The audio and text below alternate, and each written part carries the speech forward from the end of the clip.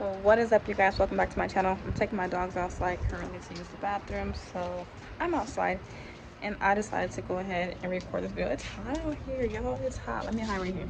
So I decided to record this video outside just because I'm letting them chill outside. They don't get to come outside often. My lips are so chapped. Let's not talk about that. Let me go find some lip gloss. No, we ain't gonna worry about it.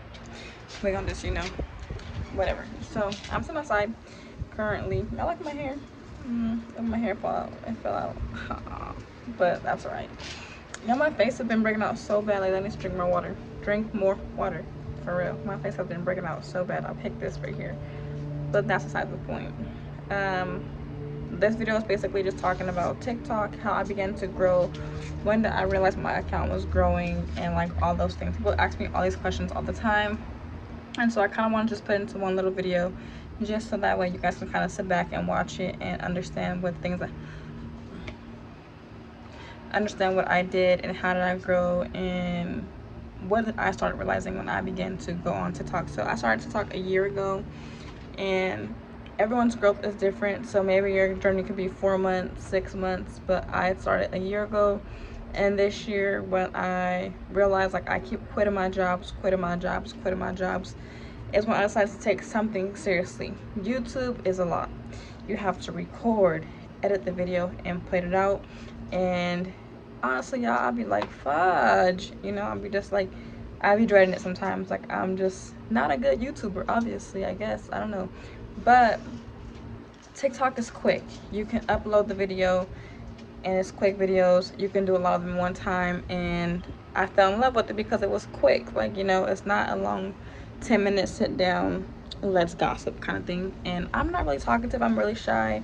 And so I said, you know what? I'm going to take TikTok seriously, and I'm going to put effort into it, and I'm going to grow it and figure out how to grow it. So my first step was understanding why I wanted to grow on TikTok, understanding why I wanted a fan base, understanding what it is that will make me feel whole and what goals make me feel accomplished. Everyone's goal is different. My very first goal was to hit 300, and then from there I wanted to hit 500, and I wanted to hit 800, and I wanted to hit 1,000, and then 2,000. So everybody's goal is different. So what I did was, in the beginning, I wrote down specific goals I wanted for TikTok. I wrote it down. I thought about it. I said, okay, this is what I want. This is what I want from. Now, this whole little theory is personal. It's not a family thing. It's not a thing for, like, my friends. It was literally just personal, what I wanted to see. So I took time out and I wrote that down. Then from there, I started to upload videos. You do want to, when I first started TikTok, I was uploading maybe like 1 video a day, 2 videos a day, and doing a lot of scrolling because you get caught up in scrolling. And one day I realized, like, okay, let me watch these other creators and see what they're doing and what they're putting out. And I started to count how many videos a day that they were pushing out. And I was like, if I want to be one of them, I need to match that kind of work ethic. Like, I need to match that vibe. To you, it may seem annoying to put out so many videos at one time, to you. But keep in mind, people are going to watch these videos of you. In one video, they're going to scroll and go to the next person. So you want your timeline to constantly be scrolling and be you, so that way when they click on your video or when that's on their For You page, they'll see you, and then their mind will automatically trigger like, oh, that means choke on her. Eventually they're going to adapt to you posting, and they're going to adapt to you seeing you every single day. So when you don't post, they're going to be like, damn, what happened to her? Did she fall off? And that's the kind of vibe that you want, and that's how you attract people to you. You want to post enough so when you're gone, they actually miss you.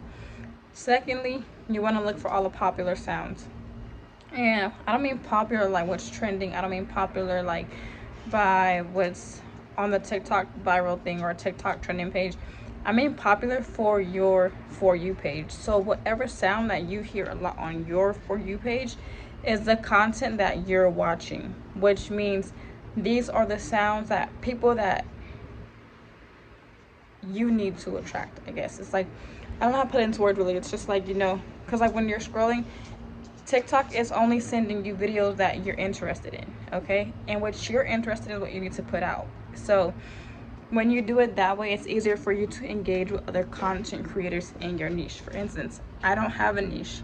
People that follow me, they don't have a niche. People that are posting and that I'm connecting with, they don't have a niche. None of my videos are niche down. So what I do is I just post a lot of videos of myself, and I watch other videos in that same niche. So a lot of us use the same sounds. Like a lot of my people, my For You page, we have the same sound.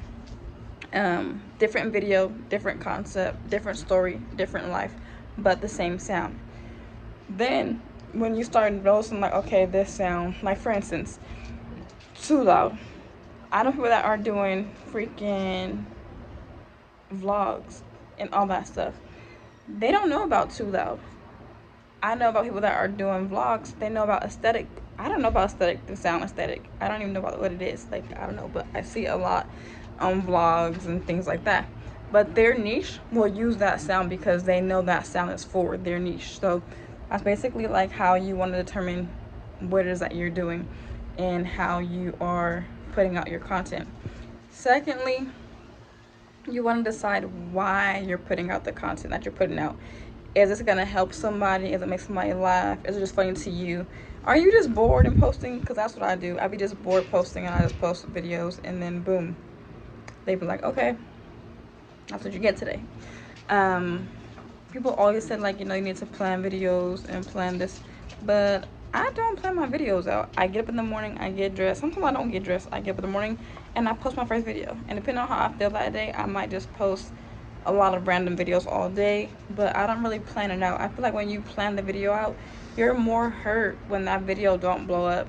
A lot of times it's a video that you just don't even think is gonna blow up or gonna get a lot of traction to it that blows up. So I don't plan my posts at all. I just kind of get up in the morning and just go by the sound and whatever is popular, and I just try every sound that I hear until my video gets a lot of likes. Once you find a video that you like or a sound that you like, look at people in that niche and see what they're doing.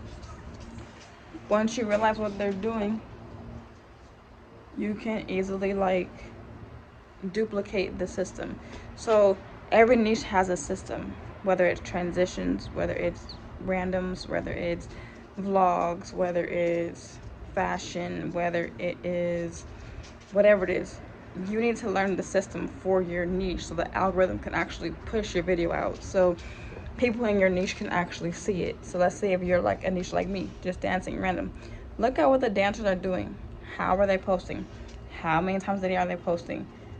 What does their video look like? What does the caption say? Is there words on their screen? You know, like, you have to get into dark details of these things. Sorry y'all, it's hot, so I'm not like looking at the camera because I'm burning up and I don't want to be inside because the lighting is better outside.